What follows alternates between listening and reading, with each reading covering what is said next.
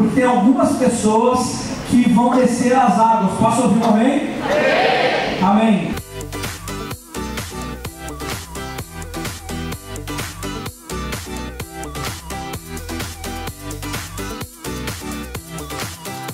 A igreja Brasa é uma igreja centenária, tá? É uma igreja que tem 103 anos, acho eu. É uma igreja originalmente batista, são consideradas as igrejas históricas, e é uma igreja que já tem uma história, inclusive na cidade. Ela é a primeira igreja batista brasileira de Porto Alegre. E entendendo um pouco da maneira que os jovens se comunicam hoje entre eles, isso no meu caso, e sabendo que isso não é como acontecia há 20 ou 30 anos, eu sempre pensei numa maneira mais moderna, vamos dizer assim, das pessoas se conectarem com Deus. Então, inspirado em alguns modelos que já rolam e já acontecem já no mundo inteiro, a gente adaptou um pouco algumas coisas da nossa reunião. Então, o nome principalmente, Brasa Church. Por que Church? Porque é internacional e dá para entender que é uma igreja. Nós somos o grupo de jovens da Igreja Brasa, e aí o nome é Brasa Church. E o que a gente tem diferente? Na verdade, a essência é a mesma de toda a igreja evangélica, né? A gente tem um tempo de adoração, um tempo de louvor, que é um tempo onde a gente canta músicas para Deus e tem alguns avisos, alguma coisa no meio, e depois tem uma pregação da palavra. A diferença é que a gente mudou o formato dessa reunião. E a palavra também é uma palavra mais contextualizada. E eu diria que o que faz a diferença, como toda a igreja, são as pessoas que participam, que a gente chama de membros, né? São as pessoas que participam. A gente tem uma turma que vive uma vida normal, tem jornalistas, tem empresários, tem publicitários, tem médico, tem dona de casa, tem... Todas essas pessoas, elas vêm para cá, elas vêm cada um com o seu estilo de se vestir, com a sua maneira de falar, e elas vêm e se conectam de uma única vez, juntos, entre elas e com Deus.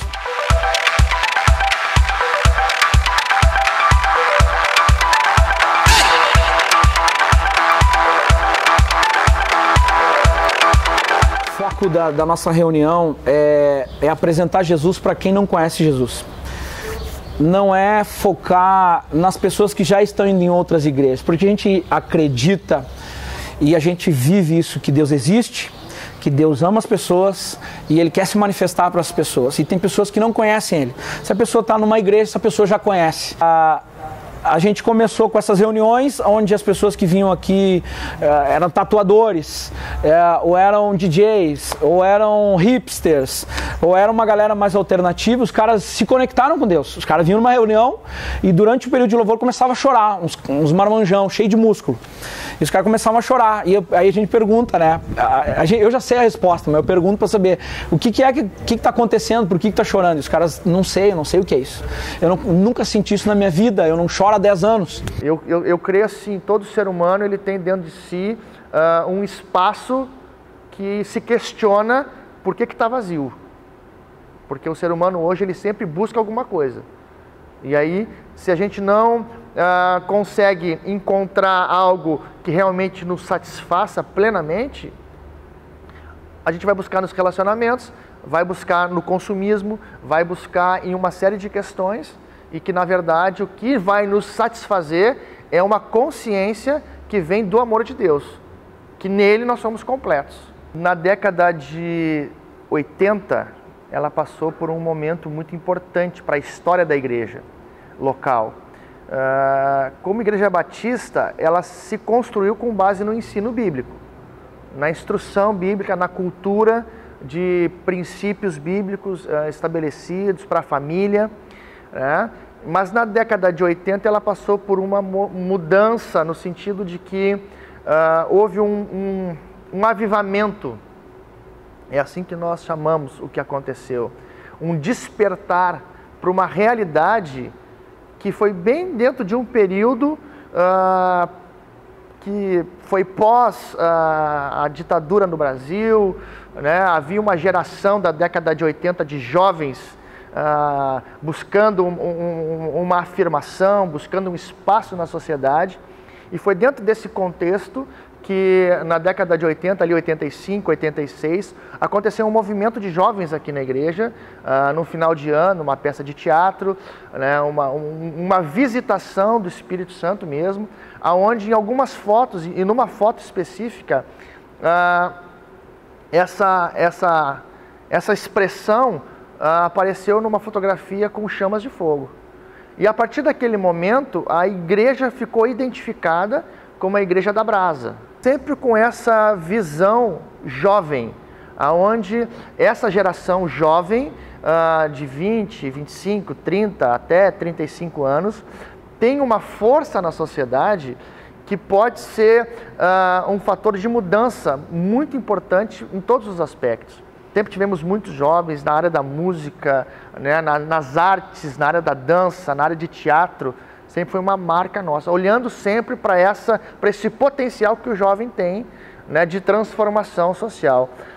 E a nossa história como igreja, ela se constrói a partir desse entendimento, aonde nós temos uma origem, né, que vem lá da Igreja Batista, que era antigamente, e hoje, dentro dessa realidade que a gente vive, ainda firmado nos mesmos princípios de palavra de Deus, de verdade bíblica, de ensinamento, de uma proposta de vida para toda a sociedade, na verdade, mas olhando para o jovem como um protagonista.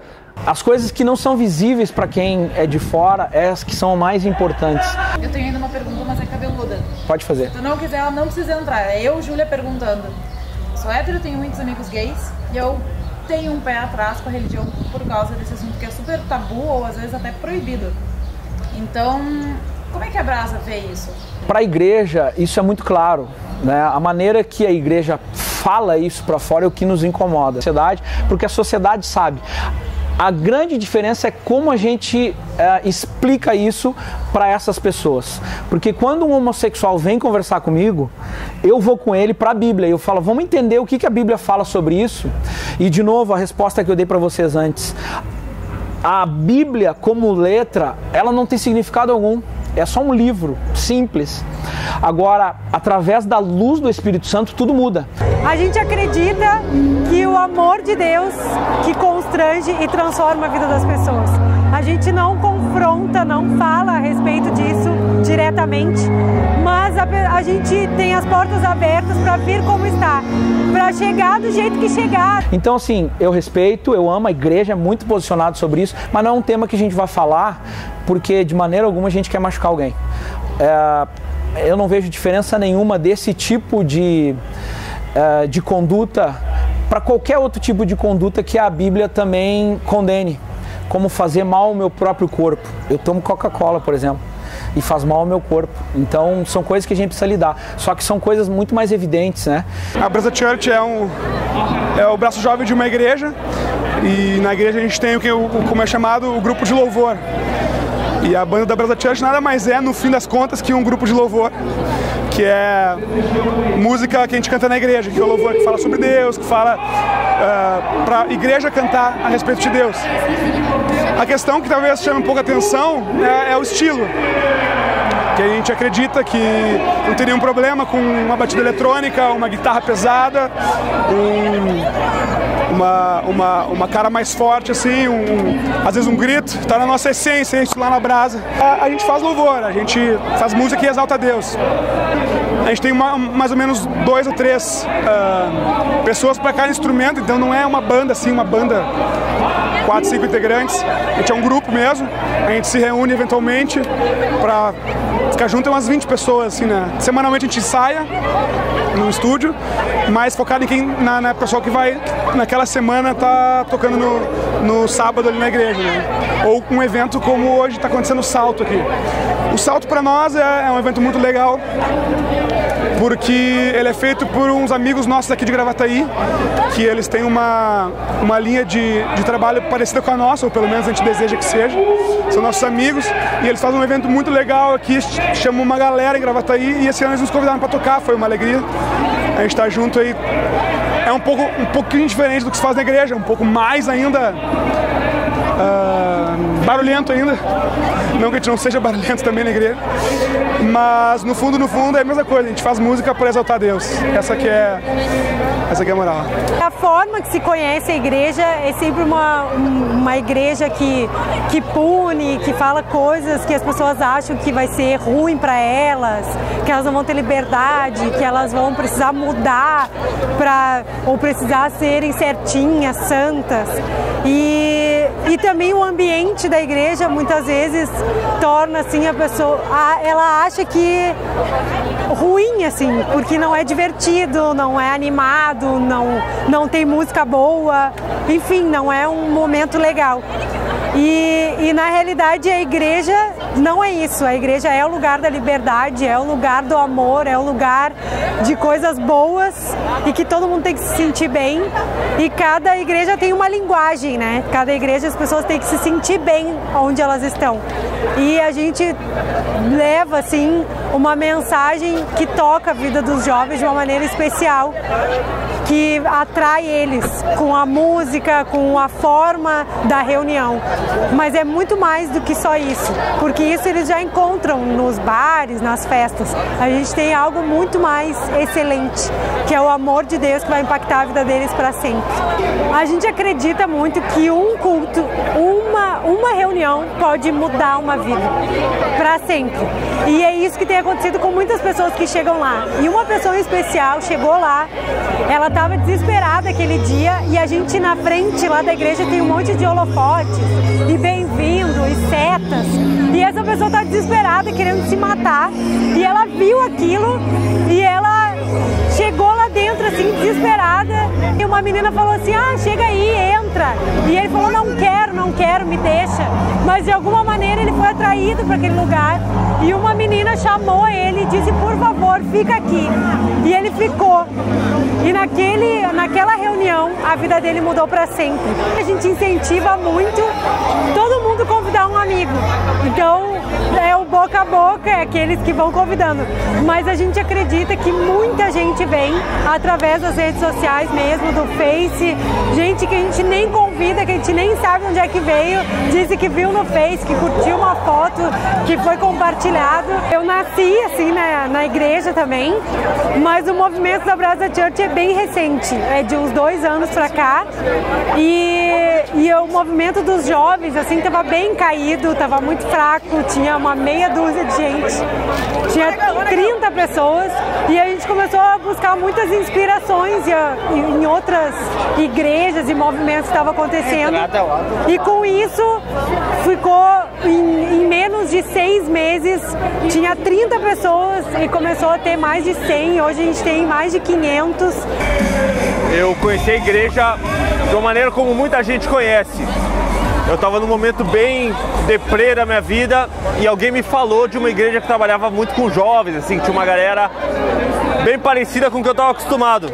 Eu não acreditava em Jesus, eu não acreditava em Deus, não sabia nada de igreja.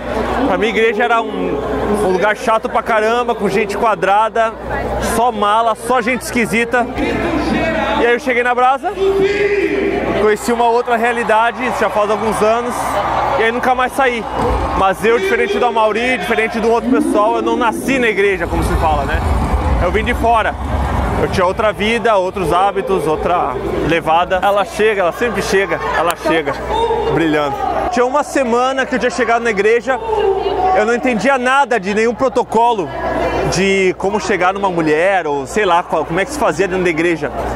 Porque na rua, assim, eu tava tipo um bicho, assim, tinha namorada. Eu tinha 3 namoradas quando eu cheguei na Brasa. E eu tava com o coração totalmente quebrado. Fui convidado para fazer parte de um retiro. Fazer parte de um retiro na igreja. As igrejas em geral têm retiro de carnaval. E eu fui para esse retiro com o coração partido por causa de uma namorada. E eu tava na fila do refeitório, não conhecia ninguém. E nem queria que ninguém me conhecesse. Cara, não quero conhecer ninguém. Não quero saber de mulher, não quero saber de homem, sai daqui. E eu na fila, bem quieto. E aí chegou uma linda afro-brasileira. Vem, afro-brasileira. Que é essa aqui. E essa afro-brasileira maravilhosa, ela perguntou meu nome. Bah, quem tu é? De onde tu veio? Nunca te vi. Tá vulgar? Virei. E aí ela deu em cima de mim, não deu nada, mas ela perguntou meu nome, aí levou pra mesa pra almoçar, me apresentou uma galera, e aí quando vê depois, acho que de um ano, de caminhar junto, de conversar, eu me apaixonei, pedi ela em namoro, como todo um protocolo, pedi ela em namoro, depois noivamos, depois casamos. Captaram até aqui? Porque a gente já está vivendo aqui aquilo que um dia para nós era uma novidade e era impossível de viver. A gente já vive aqui o poder de Deus em todas as nossas reuniões. A gente vive a presença de Deus na adoração de uma maneira singular, gente. Eu fui em muita igreja. Nós fomos em várias igrejas agora em Dallas, umas igrejas gigantescas. Eu vou dizer, tem alguma coisa especial aqui pra gente. Foi bom, o Carlos estava lá, a Jéssica estava lá, quem mais estava lá na marcha hoje? Foi bom, né? Tava muito legal, porque nunca na história desse país, em Porto Alegre, a gente conseguiu ter esse tipo de comunicação com Deus na igreja, como a gente teve hoje. Do que eu estou falando? Desse tipo de música, desse tipo de adoração que fala com as pessoas. Era sempre um modelo que vem, que é consolidado no nosso estado. Vale a pena se esforçar, vale a pena a maratona, vale a pena vir mais cedo, montar todo esse cenário, vale a pena a gente se desgastar por uma vida. Isso muda tudo. Não muda para vocês? Amém? Amém. Vamos vir amanhã, quero desafiar vocês para a gente vir amanhã de manhã. Eu sei que isso foi tremendo. Vou chegar aqui amanhã às 9h30 da manhã, mas eu quero desafiar vocês. Gente, vamos estar aqui com essa galera aqui. Vamos estar com eles, vendo o que Deus está fazendo. Esse é um fruto daquilo que a gente está plantando. Vamos ficar de pé.